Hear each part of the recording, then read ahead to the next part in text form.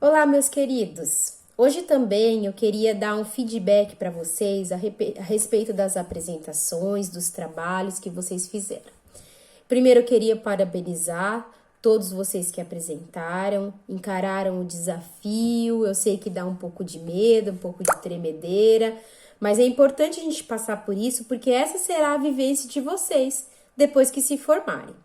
Então, eu queria, na verdade, focar em alguns aprendizados que a gente pode tirar dessa apresentação, dessa experiência. Lembrando que eu e o André estamos comentando e vamos postar hoje ainda todos os comentários, as necessidades de alteração no projeto de vocês. E eu peço para que vocês prestem atenção nisso, façam então as alterações do layout. A revisão do layout deve ser feita em preto e branco, porque ele vai servir somente para uma revisão, não precisa ser colorido ou humanizado. Daqui para frente a gente vai trabalhar com desenhos mais técnicos, tá bom? Então a gente está dando retorno individualmente para cada um de vocês. E aqui eu quero então passar alguns aprendizados gerais e o que nós observamos que precisa ser alinhado nas próximas apresentações que venham acontecer, até profissionalmente. Eu separei alguns pontos importantes. O primeiro deles é o controle do tempo. A gente percebe que tanto nas apresentações, né, quanto em qualquer atividade, alguns de vocês ainda têm dificuldade em controlar o tempo. Para isso, vocês precisam levantar quanto tempo vocês têm para fazer aquela atividade. Então, nós tivemos o cuidado, né, o C, de passar para vocês o roteiro antes mesmo de começarem todas as atividades. Vocês sabiam tudo o que precisaria ser feito e vocês precisavam ter levantado quanto tempo vocês gastariam para fazer, quer dizer, quanto tempo vocês tinham disponível, né? Então, o roteiro, quanto tempo eu preciso para fazer o roteiro 1, né? E adequar esse tempo às aulas disponíveis.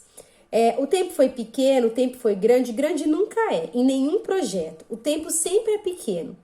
E o tempo, ele é colocado pelo próprio cliente. O prazo que o cliente nos passa é o prazo que nós temos para executar. Não importa se eu tenho mais dificuldade ou não, o controle do tempo nem sempre tem a ver com a minha dificuldade de fazer o projeto. Então, eu preciso estimar o tempo que eu vou gastar. Segundo ponto que eu queria falar é sobre dividir em tarefas. Então, o que era do roteiro 1? Tais e tais e tais tarefas. Coloque isso no papel e pensa, quantos dias eu levo para fazer o primeiro? Quantos dias eu levo para fazer a segunda etapa, a terceira etapa? Você tem que se planejar por dia, por hora, de acordo com o seu tempo. Porque se eu atraso eu vou atrasando os demais. É por isso que eu e o André tentamos sempre propor para vocês fazerem entregas pontuais. Então, entregou o briefing, entregou a paleta de cores e depois entregou a planta humanizada e o mood board.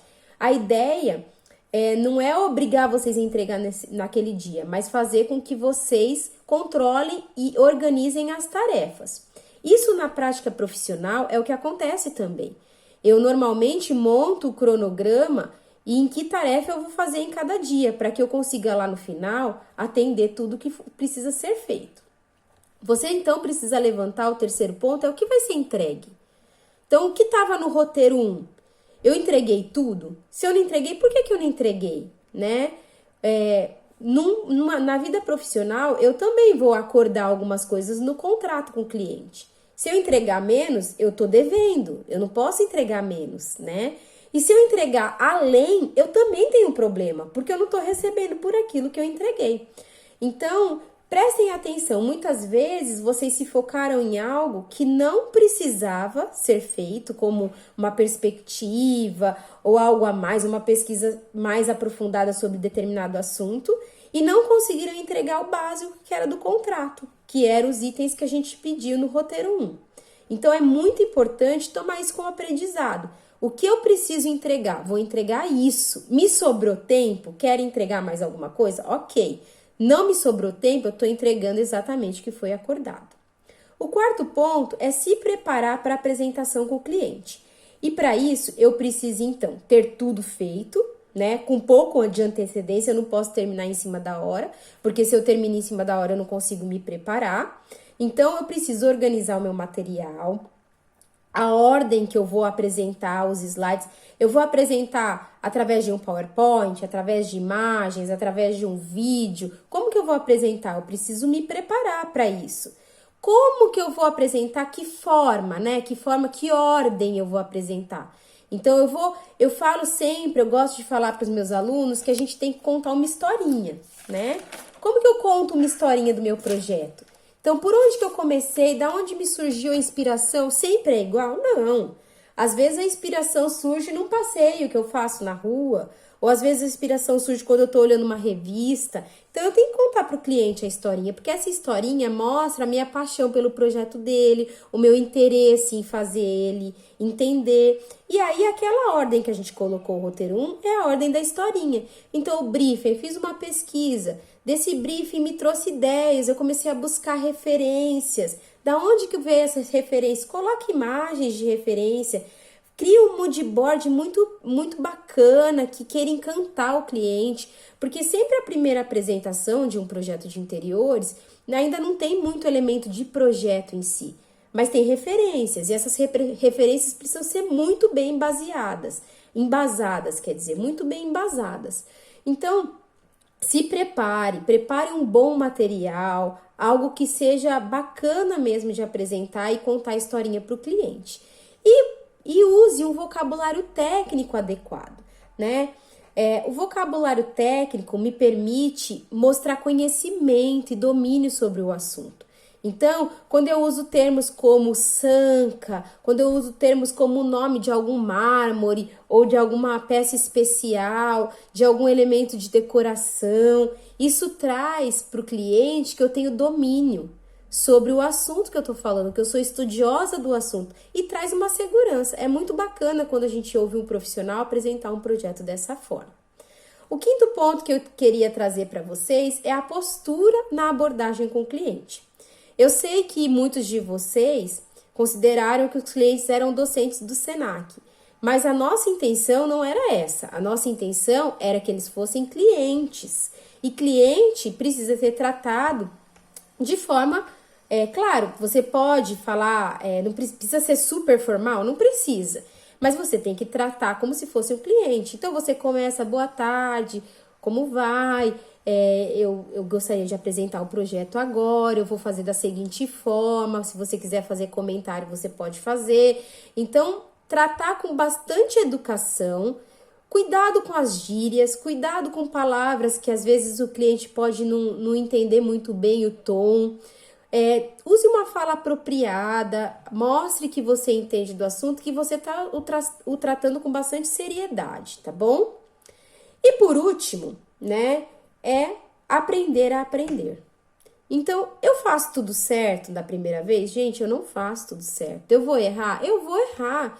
Eu posso errar na postura com o cliente, eu posso errar no controle de tempo, eu posso errar porque eu não entreguei todas as tarefas, eu posso errar porque eu não soube me organizar. Então, assim, porque eu não me preparei para a apresentação. Mas o que você precisa fazer agora? Anota tudo que você acha que foi ruim. Eu vou fazer meus comentários, o cliente fez os deles e você tem que fazer a sua autocrítica. Coloque no papel tudo aquilo que você acha que foi ruim no seu e que você precisa melhorar, para que na próxima você faça diferente. Mas também coloque aquilo que foi bacana. Então, eu fiz uma apresentação muito legal, vi que funcionou, então isso eu vou repetir. E siga em frente sempre aprendendo. Então, por isso que a gente pediu para vocês participarem com os colegas. Porque a hora que você viu algo do seu colega que ficou muito bacana, você sabe que na próxima você pode adotar. Aprenda com maturidade, né? Então, assim, se eu faltou tempo para eu desenvolver o projeto, eu nunca posso falar para o cliente, olha, faltou tempo, eu não tive o tempo adequado, isso precisava de mais horas, a culpa é da Márcia e do André, que pediu tudo em cima da hora. Porque a gente está tratando aqui como se fosse uma situação real, né? Se fosse uma situação real e eu, como chefe de um escritório, procurasse você e falasse, ó, eu tenho esse projeto, você precisa desenvolver em tanto tempo, a complexidade é essa e você precisa entregar. Quando você chegasse numa reunião com o cliente, você ia dizer para ele, olha, eu fiz o possível, mas eu tinha pouco tempo? Não ia. Então, da mesma forma, a postura tem que ser essa. Sempre o cliente tem que ser tratado sem saber os problemas que aconteceram durante o processo. E você vai apresentar o melhor que você conseguiu. Então, se você não conseguiu se adequar ao tempo, não tem problema nenhum, nós estamos aprendendo. Aprendendo porque somos estudantes, mas estamos aprendendo porque na vida profissional a gente vai errar muito. Quantas madrugadas eu não virei? Até hoje eu posso dizer que nenhum projeto eu tive tempo sobrando. Eu sempre trabalho com o tempo apertado. Cada vez mais eu aprendo a administrar meu tempo.